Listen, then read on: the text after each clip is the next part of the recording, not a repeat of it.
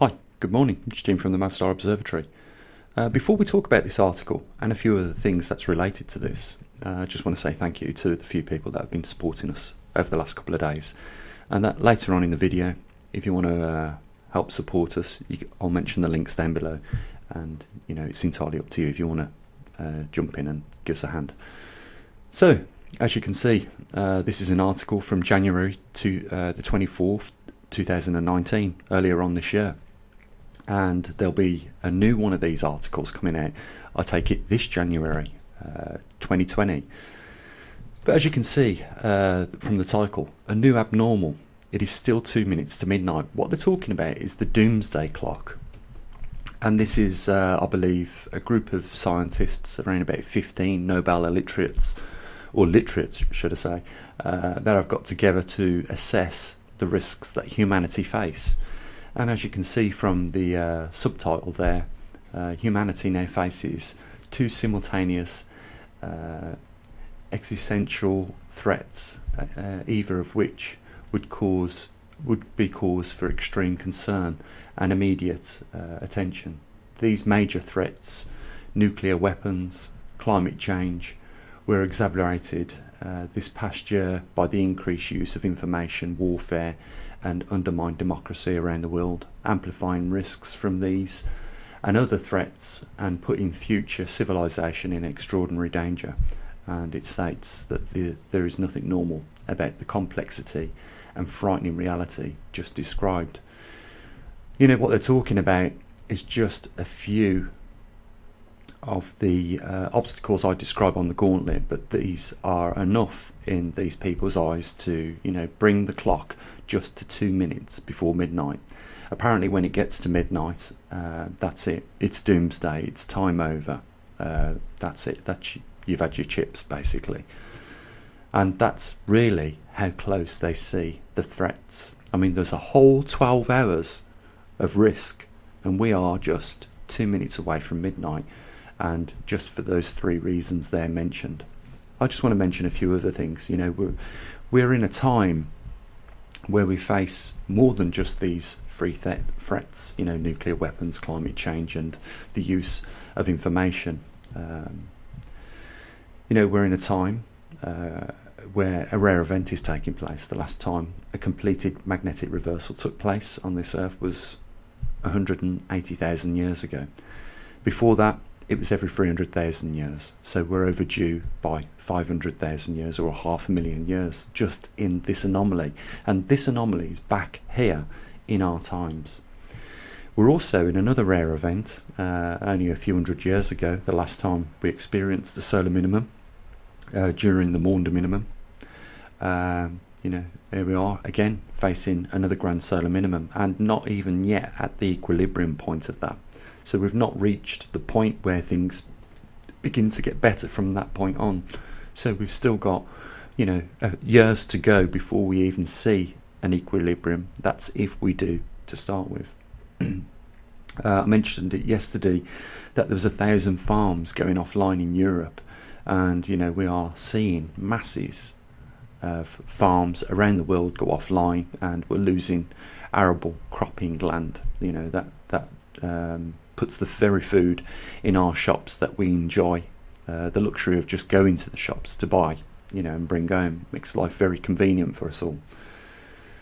We're also, in a couple of videos, I described just how close we was going back into a glacial period. In fact, the trend suggests that we are going back into a glacial period. And as you know, they're not like little ice ages. They last thousands of years.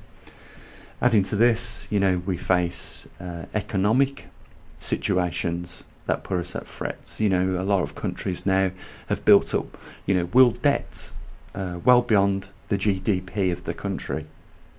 And it's only a matter of time, before the reality of this catches up with us all.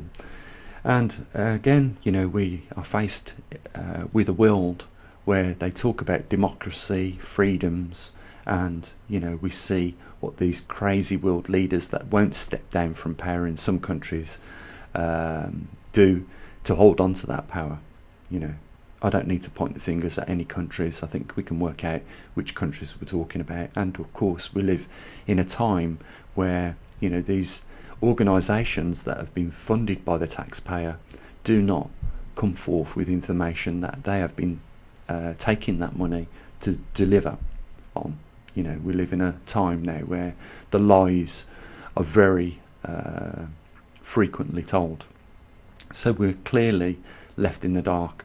And the whole point of this video today, guys, is just to give you a bit of a wake-up call. You know, I know a lot of people don't want to have those warm blankets when they're asleep pulled off them because they're exposed to the cold.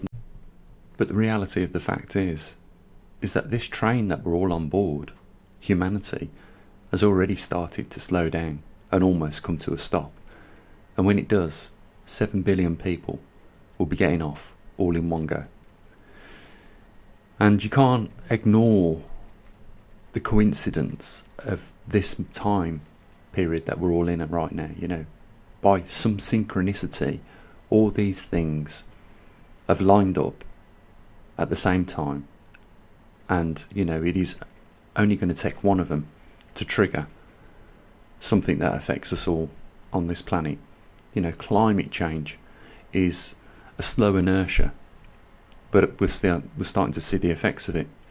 You know, as human beings, we need very simple things: oxygen, food, water, and with those things we can survive. But one of those things out of those three are at threat, and that is the food. And, you know, we've seen the other day in the video I put up, you know, 1,000 farms a day, 7,000 farms a week going to the wall in Europe. We've seen the agricultural production levels drop in the United States. We're seeing food prices all around the world increase. We're seeing farmers destroy their cattle and their breeding cattle. So there will be none after that point because of droughts. We saw in, you know, the South Sea, China Islands, farmers lighting fires under cows to keep them alive, to stop them freezing to death. We saw thousands and thousands of hectares of land freeze the crops and destroy them all. Likewise, you know, time, guys, is now to start putting up some provisions, because I hope that you have seen some of these documentaries on the way people behave, and I hope that you have paid attention also to what I've said about how humans will behave. You know, we're a generation that haven't seen the atrocities that can be caused during a war like in the Second World War. And I explained that during that blockade in Leningrad, which is now St. Peter's, you know, 2,000 people arrested for cannibalism. 100,000 people a month died fighting over food rations. And if you think that those behaviours of human atrocities can't come back in the flash of an eye, you just present the same circumstances as what they faced, and those behaviours will be back quicker than, you know, British Airways.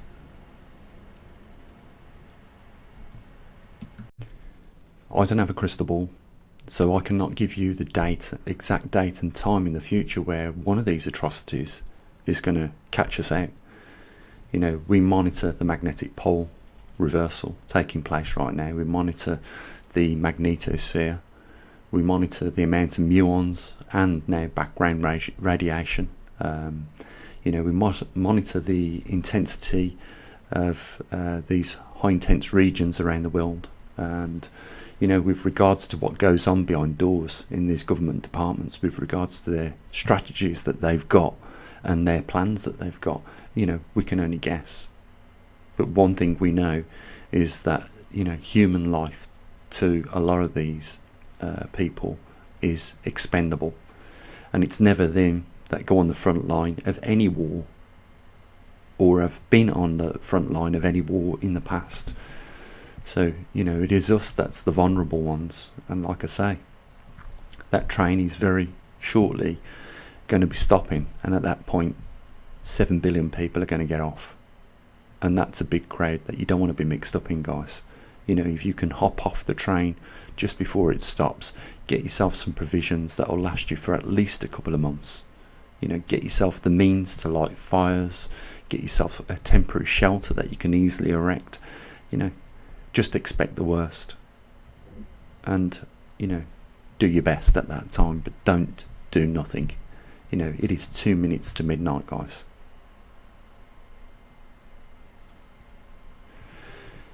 You know, if you want to support us on the Mavstar Observatory, the links are down there. You know, it's not compulsory, it's entirely up to you. You know, we try and do our best in informing people of the risks that they face with the anomalies that we follow.